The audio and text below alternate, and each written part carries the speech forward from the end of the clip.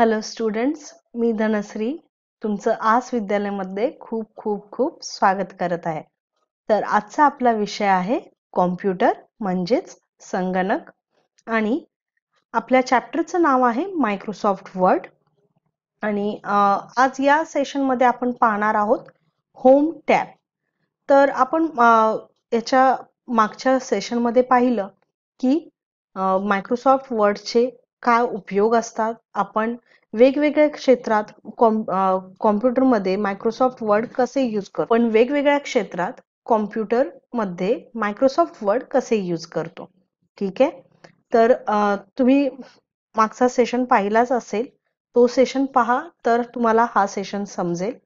तसेच आपण Microsoft वर्डचे component सुद्धा डिस्कस केलेले, कोणते कोणते कॉम्पोनंट्स असतात. आणि तुम्हाला मी एक प्रश्न विचारलेला, जसे की मायक्रोसॉफ्ट वर्डचा शोध कोणी लावलेला आणि कधी लावलेला. तर त्याचं उत्तर काय आहे? तर ॲक्च्युली 2007 हे व्हर्जन आहे. तर सगळ्यात पहिल्यांदा मायक्रोसॉफ्ट वर्डचा शोध लावलेला चार्ल्स सिमोनी आणि रिचार्ड ब्रॉडी. ओके, हे ॲक्च्युली झेरॉक्स प्रोग्रामर्स होते. या झेरॉक्स प्रोग्रामर्सना बिल गेट्स, जे मायक्रोसॉफ्टचे मालक आहेत, बिल गेट्स आणि पॉल ॲलेन यांनी हायर केलं होतं आणि या सॉफ्टवेअरला बनवायला सांगितलं होतं. तर त्यांच्या मदतीनं हे सॉफ्टवेअर बनलं मायक्रोसॉफ्ट वर्ड. आणि मायक्रोसॉफ्ट वर्ड सॉफ्टवेअर हे 1981 मध्ये त्यांनी इन्व्हेंट केलं. ओके. आणि मेन ते म्हणजे त्यावेळची कन्सेप्ट होती की what you see is what you get, म्हणजेच WYSIWYG, म्हणजे तुम्ही जे बघता तेच तुम्हाला मिळेल, जे तुम्ही टाईप कराल तेच तुम्हाला पाहायला मिळेल. ओके. तर हे होतं मायक्रोसॉफ्ट वर्ड. तर या वर्डचे कॉम्पोनंट्स आपण पाहिले. तर आज आपण पाहणार आहोत होम टॅब. तर ॲक्च्युली वर्डमध्ये वेगवेगळ्या टाईप्सच्या टॅब असतात. तर ही आहे स्क्रीन. इथे तुम्ही वेगवेगळ्या टाईपच्या टॅब्स बघू शकता. हे आहे 2007. इथे टॅब्स आहेत, टॅब्स ऑन द रिबन, याला टायटल बार म्हणतात. हा क्विक ॲक्सेस टूल बार. आणि हे जे पूर्ण ऑप्शन्स तुम्हाला दिसतात, हे सगळे ऑप्शन्स आहेत होम रिबन. याला आपण रिबन म्हणतो. टॅबचे ऑप्शन्स ज्याच्यावर आपल्याला दिसतात त्याला आपण रिबन म्हणतो. आणि त्या रिबन मध्ये वेगवेगळे ग्रुप्स केलेले असतात. जसे इथे तुम्ही पाहू शकता, क्लिपबोर्ड ग्रुप आहे, फॉन्ट ग्रुप आहे, पॅराग्राफ ग्रुप आहे, स्टाईल्स ग्रुप आहे आणि असेच ग्रुप असतात. आणि हे सगळे 4 ग्रुप मिळून, ग्रुप्स म्हणजे 4 नाही, जास्त ग्रुप आहेत तिथं. हे सगळे आहेत ग्रुप्स. आणि ग्रुपमध्ये तुम्हाला एकाच टाईपचे ऑप्शन्स मिळतील. जसं पॅराग्राफ ग्रुपमध्ये तुम्हाला पॅराग्राफचे रिलेटेड ऑप्शन्स मिळतील. फॉन्ट ग्रुपमध्ये तुम्हाला फॉन्ट रिलेटेड ऑप्शन्स मिळतील. तसेच क्लिपबोर्डमध्ये कॉपी, पेस्ट, कट हे ऑप्शन्स मिळतील. स्टाईल्समध्ये सगळ्या स्टाईल्स दिसतील. तर अशा प्रकारे हे ग्रुप्स बनवलेले असतात. ओके. आणि क्विक ॲक्सेस टूल बारवर तुम्हाला undo, redo, save he button by default मिळतात. आणि इथे तुम्ही आपल्या सोयीनुसार आणि थोडे ऑप्शन्स ऍड पण करू शकता. ओके. तर आता मी मायक्रोसॉफ्ट वर्ड ओपन करते.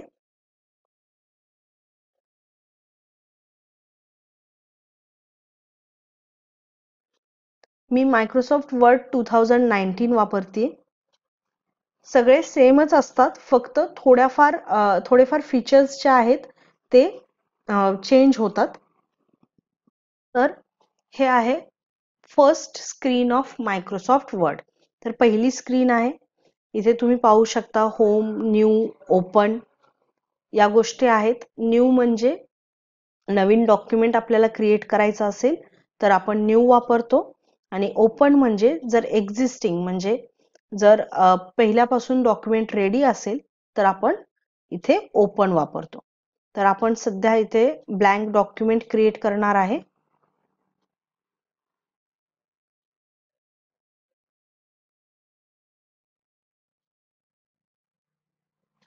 तर ही आहे मायक्रोसॉफ्ट वर्डची स्क्रीन. ओके. तर इथे तुम्ही पाहू शकता डॉक्युमेंट 1. मी सांगितलेलं की डॉक्युमेंट 1 हे आपलं डिफॉल्ट नाव असतं आणि इथे वेगवेगळ्या तुम्हाला टॅब्स मिळतील. File tab, then home tab, insert,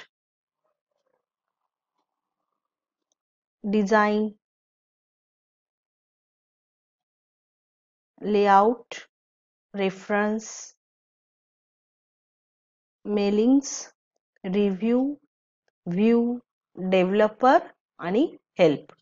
तुम्ही पाहू शकता जसे जसे मी टॅब वरती क्लिक करते ही रिबन चेंज होते. ओके. तर अशा रीतीने आपण रिबन पाहू शकतो. तर ही जी आहे मी तुम्हाला दाखवते. हे आहेत टॅब. सॉरी, हे आहे टॅब, हे आहे टॅब आणि ही जी होल आहे ही आहे रिबन. ओके. तर या पूर्ण ऑप्शन्सच्या लिस्टला आपण रिबन म्हणतो. ऑलराईट. तर अशा प्रकारे तुम्हाला रिबन पाहायला मिळते. तर इथे तुम्ही बघू शकता की वेगवेगळे ग्रुप्स आहेत. हा एक ग्रुप आहे clipboard, font group, paragraph group, styles group आणि एडिटिंग ग्रुप. ओके. असे 5 ग्रुप इथे आपल्याला दिसत आहेत. तर हे जो फॉन्ट ग्रुप आहे, ज्यावेळी आपण टायपिंग करू त्यावेळी आपल्याला फॉन्ट ग्रुपची खूप गरज पडते. हे आहेत पॅराग्राफ, म्हणजे तुम्हाला पेजचं सेटअप मीन्स पॅराग्राफ जे आहेत त्याचं सेटअप करण्यासाठी याचा उपयोग होतो. आणि हे स्टाईल्स आहेत, असे वेगवेगळे स्टाईलने आपण हेडिंग देऊ शकतो. ओके. तर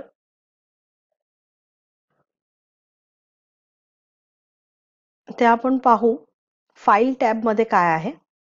तर फाईल टॅब मध्ये ऍक्च्युली जसं पहिल्यांदा आपण बघितलं न्यू, ओपन तर आहेच, प्लस ज्यावेळी आपण एखादं डॉक्युमेंट क्रिएट करतो त्यावेळी आपण सेव्ह करतो डॉक्युमेंटला.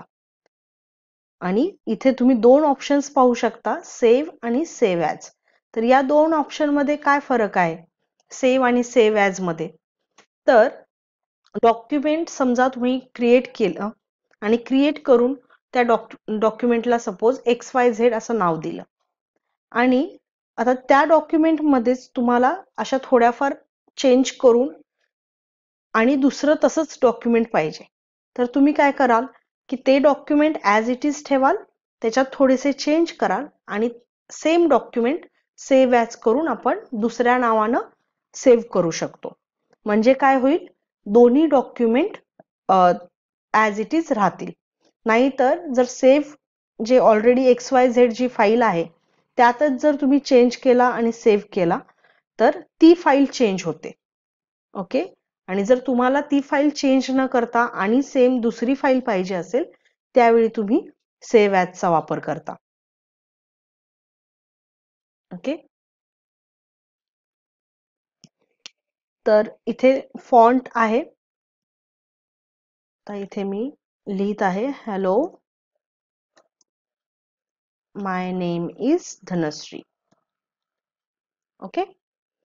तर याला मी फॉन्ट मधून इथे ऑलरेडी काही ऑप्शन्स दिसत आहेत फॉन्टचे आणि इथे ॲरो वरती क्लिक केल्यानंतर आपल्याला फॉन्ट डायलॉग बॉक्स मिळतो. इथे तुम्ही बोल्ड करू शकता, साइज चेंज करू शकता, फॉन्ट स्टाईल बोल्ड, देन इथे पण साइज आहे चेंज करू शकता, फॉन्ट कलर तुम्ही चेंज करू शकता, आउटलाईन देऊ शकता, इथे वेगवेगळे एम्बॉस किंवा इनग्रेव असे वेगवेगळे इफेक्ट्स आहेत, शॅडो आहे. तर अशा पद्धतीने तुम्ही तुमच्या नावाला फॉर्मॅट करू शकता. तर हे आहे आपलं टेक्स्ट. Next paragraph. ज्यावेळी पॅरेग्राफ असेल, समजा मी लिहिलं I live in Mumbai, then I like computers. तर इथे तुम्ही पाहू शकाल, हे क्लिक करून आपण इथे अलाइनमेंट चेंज करू शकतो. लेफ्ट अलाइनमेंट, सेंटर, राईट आणि जस्टिफाई. ओके. तर अशा पद्धतीने आपण अलाइनमेंट करू शकतो. लेफ्ट अलाइनमेंट म्हणजे तुमचं टेक्स्ट लेफ्ट पासून स्टार्ट होईल. राईट म्हणजे तुमचं टेक्स्ट राईट पासून स्टार्ट होईल, उजव्या बाजूने. आणि सेंटर म्हणजे सेंटर मध्ये, जसे आपली कविता वगैरे असते सेंटरमध्ये, जर कविता टाईप करायची असेल तर तुम्ही सेंटर अलाइनमेंट वापरता. ओके. तर अशा रीतीने हे पॅरेग्राफचे ऑप्शन्स आहेत, अलाइनमेंट ऑप्शन्स. तसेच इथे लाईन स्पेसिंग आहे. आता समजा यात जर या लाईन्स मध्ये मला जर स्पेसिंग द्यायचे असेल, तर इथे ऍड स्पेस आपण करू शकतो, किंवा अशी लाईन स्पेस सुद्धा देऊ शकतो. ठीक आहे. तर हे आहे लाईन स्पेसिंग. यानंतर बुलेट आणि नंबर्ड लिस्ट, दोन टाईपच्या लिस्ट असतात इथं. एक असती ऑर्डर्ड लिस्ट, एक असती अनऑर्डर्ड लिस्ट. ऑर्डर्ड लिस्ट म्हणजे ज्या गोष्टीची आपल्याला ऑर्डर इम्पॉर्टंट असते, म्हणजे सिक्वेन्स इम्पॉर्टंट असतो.